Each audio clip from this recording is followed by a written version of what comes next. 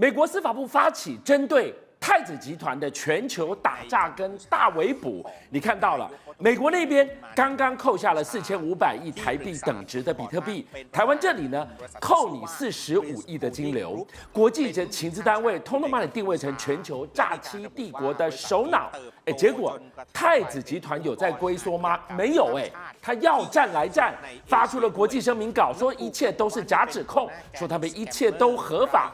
他哪来的底气呢？好，今天晚间呢，诈骗界出大事了。为什么呢？因为太子集团背后的靠山这个神秘人物，今天晚上呼之欲出哦。先来看到线索在哪里呢？太子集团他突然发出了声明，他否认说呢，所有的你们说的那什么诈骗吸金啊，全部都没有我们都没有违法啦哈。其中他发的声明用2个版本，一个是英文的，一个是柬埔寨的。他告诉你说，你美国要扣我的资产，你才是违法的，你没有证据啊。好，他说全世界呢都在觊觎他名下数十亿美金的资产，你知道吗？现在包括他说呢，如果真相大白了，陈志呢，包括他的集团，全部都会被洗刷冤屈，能够这么昂虾也后面的这个巴库一定是诬告呢？为什么这么说呢？你知道吗？在这个时候发生了一件很奇怪的事情，中国把太子集团陈志洗钱的罪全部都推给了美国，这件事情非常的神秘，也非常的诡异。为什么这么说？你知道陈志他的起家就是挖那个比特币嘛，去挖矿啊，结果挖到了矿之后呢，突然挖到了12.7万颗的比特币，他就一夜就暴富了。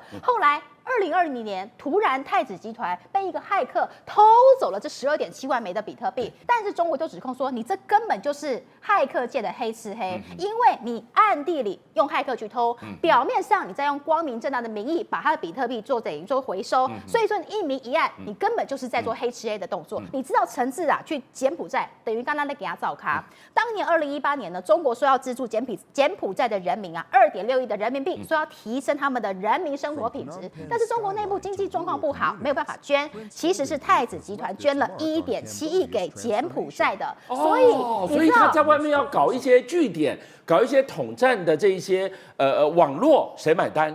陈志买单啊，所以他门票已经付啦，他当然要进去就如入自家的门户啊，畅所无敌啊。对，那另外呢，你知道吗？其实他说跟中国的关系如此的密切，原因在哪里呢？有3大证据啊。第一个证据是陈志的亲信，也就是他的2把手，叫做胡小伟。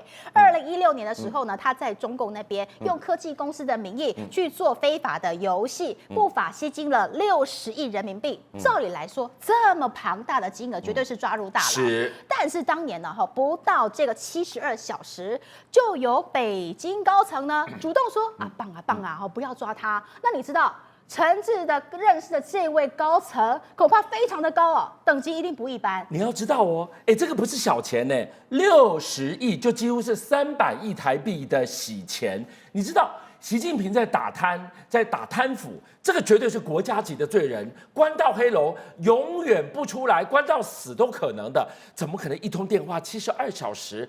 惊天动地就把他给放了。所以说我们大家都在猜啊，这个神秘高层到底等级是如此的高，高到多高？高到可以去抵触习近平的这个打不跑打贪的这种法律吗？是，所以在北京洗钱300亿台币可以不用关，然后在香港眼皮子底下洗钱，你就放着他洗。所以这个人登高一呼，画出眼跟当，变成说大家不敢去动到陈志的一根汗毛啊。再来第3项证据在哪？就在这边了哈。为什么说他跟中国的高层关系这么样的一个密切？因为陈志他都会把中国籍的人纳入他的集团核心成员，有内圈跟外圈。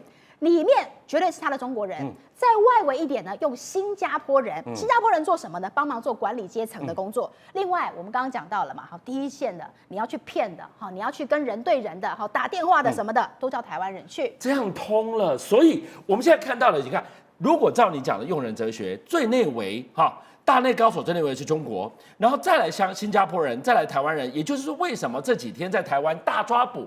扣了45亿，然后29个人押了4个，放走了25个，我们最后都会签到同一件事，他们都会接到来自于新加坡的上级的电话。对，所以你看到第2层的新加坡最外围最接受指令的最外围才是台湾人呢。是啊，所以当警方在找的时候怎么样？第一线的先抓嘛，再来是中圈的啊，最后就是核心的最高层，再来那位关键人物呼之欲出了。好，中国有一个 YouTuber， 他就有影射说这个神秘人物呢姓习，这是中国大陆的 YouTuber 叫做老登，他发现呢习近平的私生子疑似就是在影射陈志，里面还有故事来有的。为什么说他是他的私生子呢？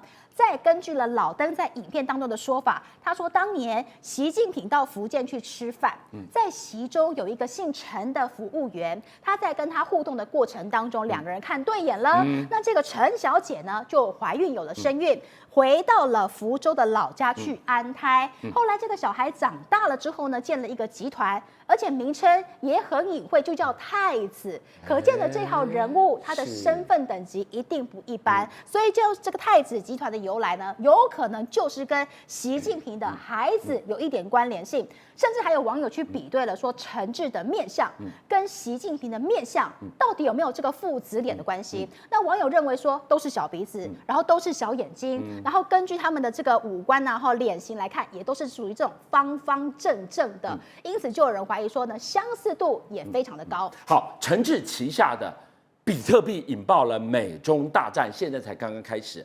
而说到比特币，你觉得陈志已经够扯了吗？还有更扯的，女版的陈志，她居然靠着一张肥肥沈殿霞的照片，伪造了 passport， 然后一路畅行无阻，还好早一步给抓了，要不然她多有钱，有钱到几乎要买下了小国当女王，你要动她就动不了了。诈骗界真的是无奇不有，你无法想象的。在中国呢，生出了一个诈骗太子，现在又生出了一个诈骗妖姬，还有人称她是诈骗女王哦。为什么我说妖姬？待会你就发现说，她竟然是用她的美色跟美貌去诈骗了2000多亿元。她有什么美色跟美貌？来，我们就给她看下去。是她在中国骗了一大堆钱之后呢，逃到了英国去，她犯下了英国史上最大的加密货币案件。在画面上你看到的这张照片，他躺在了这个床上，警方破门而入抓他的那一天，仿佛是电影情节。为什么呢？因为警方进去之后呢，他发现，天哪，你这栋豪宅竟然要高达将近2万英镑。然后呢，你睡在那个床上之后呢，警方叫他说你是不是这个叫做钱志明的人？他说哦，不是，我叫做张雅迪，哦，我头脑有受损，脚步也不能动。认错人了，你问我什么我都不知道，哦，全部都否认。但是警方说没关系，你否认哦，我在你的豪宅里面找到了笔记本啊、笔电啊，还有多组的加密货币钱包，这都还不是最可怕的，最戏剧性的在这里呀、他拿出了一张，警方一看，天哪，这什么藏宝地图吗？什么时代了？来，手绘的藏宝地图，是警方说的哈，找到了密密麻麻的打叉的记号。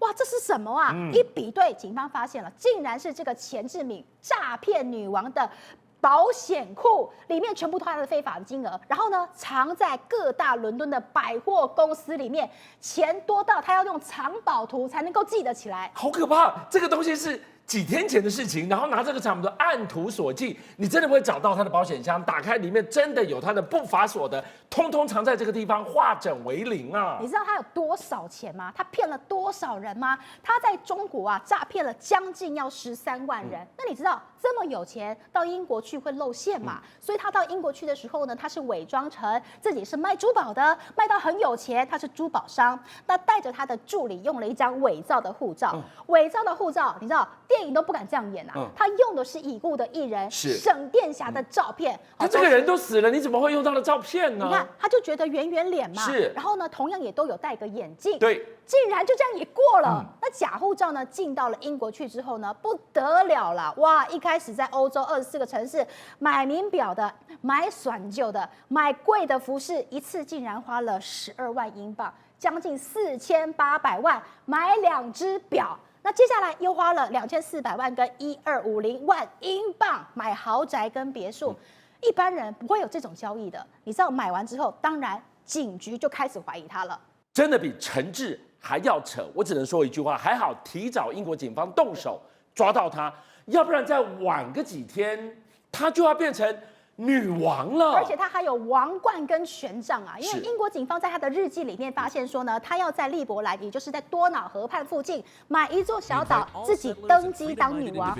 登基那一天，他要找达赖喇嘛来帮他加冕哦，而且他还要砸500万的美金帮自己打造王冠跟权杖，甚至他还要再买下一座瑞典的城堡。57报新闻的所有好朋友，军相又来了，谢谢大家，是你们的订阅数加持了我们，让我们在4月6号中午过后破100万了，多不容易！你知道每一天晚上9点到11点，他在播的时候，我要盯着直播人数升还是跌，一觉醒来我要去看有多少人来点阅。一段时间你们给了我100万的订阅，真的无限感激。最后我要跟大家瞪眼看，再一次谢谢你们大家，同时请介绍更多好朋友来支持57报新闻，俊相还有优秀的57报新闻团队会继续为大家每一天挖真相。Come on, come on, come on.